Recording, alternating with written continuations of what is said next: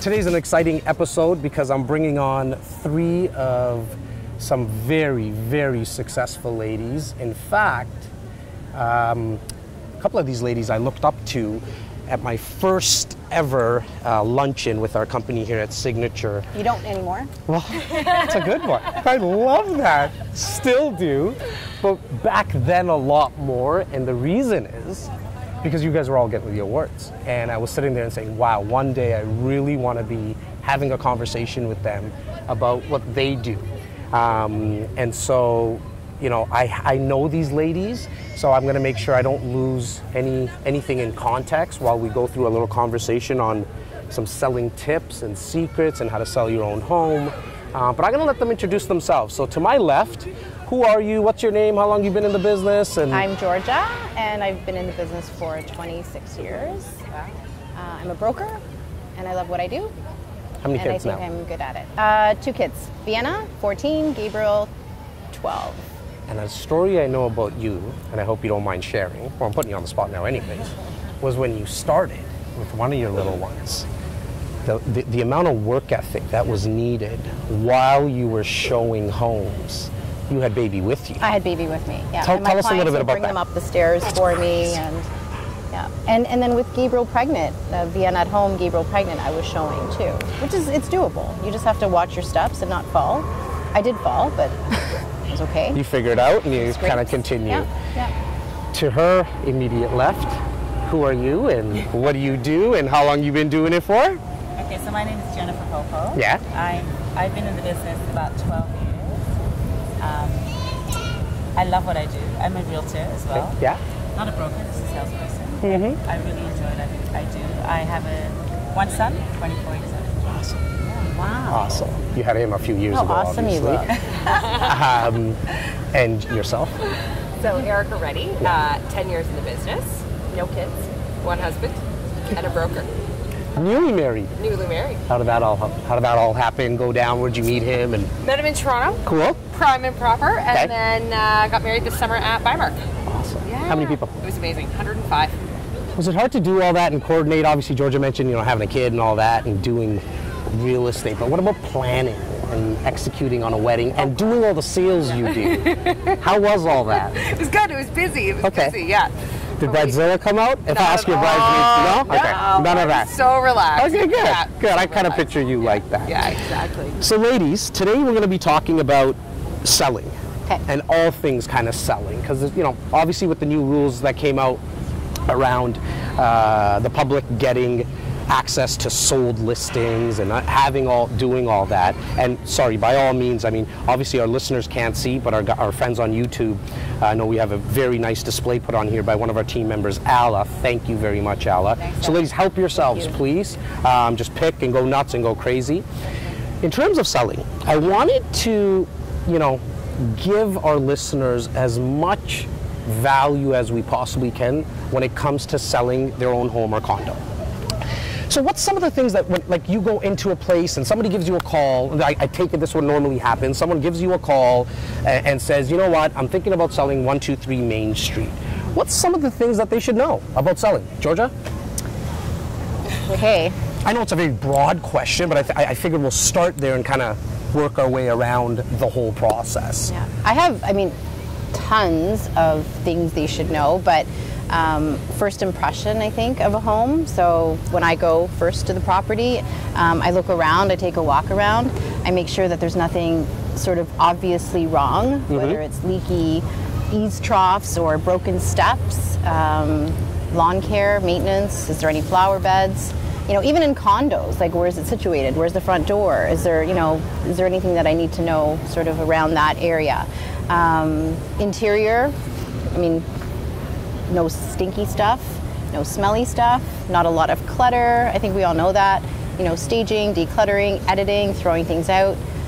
When it comes to decluttering, and now Jennifer, I know you do a lot of your own staging. What are you looking for?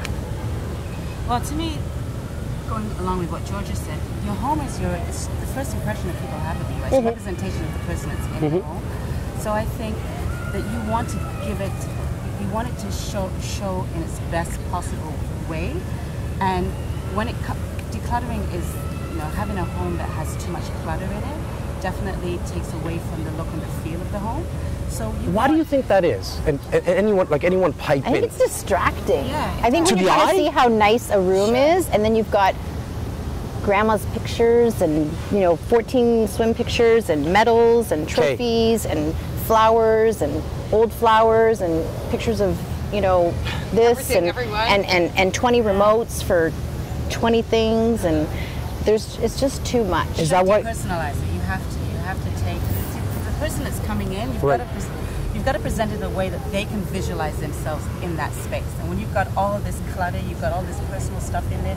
They're looking at all the clutter. They're looking at the personal stuff. Yeah. They're not really visualizing themselves in the spot. Now, Erica, I know you do a lot more condos than homes. Yep. Correct me if I'm wrong. A good mix, absolutely. Now, within condos, some of them that we're seeing in downtown Toronto are 450 square feet, 600 square feet. I mean, Yep. there's obviously the big ones that you deal with as well. Is it a lot tougher?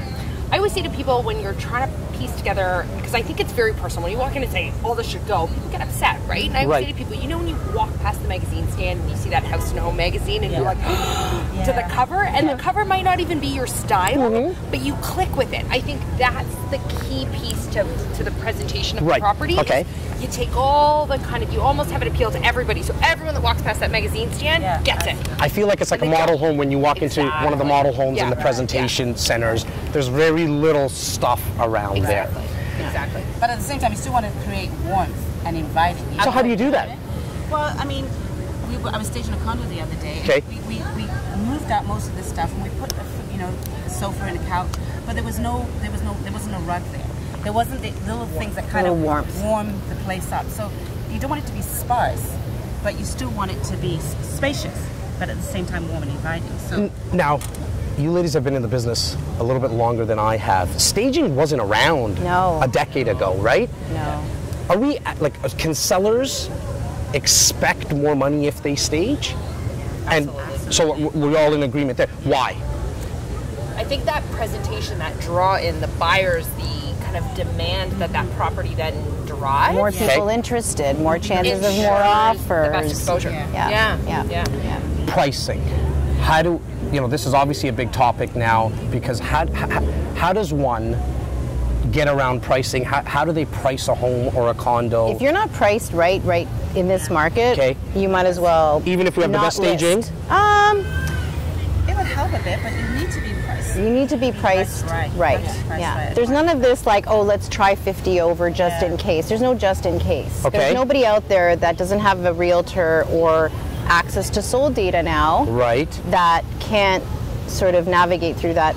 That's too high. Yeah. And they still want a bit of a deal. So yes, they want a bit of a deal, but if it's priced right, it'll sell quicker, less amount of time, less stress, and probably for more money because the offer's going to come in sooner and not because you have more exposure. a month later. Right? Yeah. More exposure. So how does one price, Erica?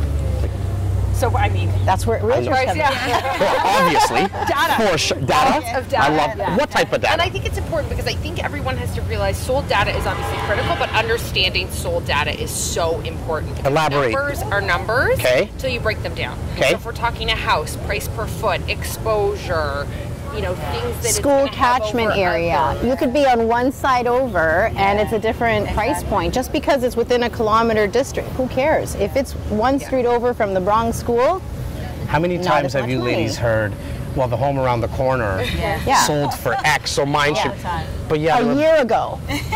so time is a big factor, obviously. Absolutely. And it backed onto a ravine, so that might have something to do with it. Absolutely. Yeah. And I think, you've got to be really, back to those numbers, you've got to be really on top of what's happening in the market, week by week, month by month, because to Georgia's point, a year ago, well, a month ago is relevant, but a month, last month to this month is relevant, last year to this year is relevant, and knowing what those stats are, knowing the trends, knowing how to dissect them, knowing what's happening, how fast are things selling, why are they selling faster, how many showings, even asking other agents, what kind of activity are you getting before I price this at this price. These are the things that we can do as agents that maybe somebody trying to sell on their own, which is not impossible, that we can sort of offer with those numbers, and having that data for us, we can sort of bring out 100 different viewpoints of that. Sold data to one person, not a realtor, may not be able to do as much.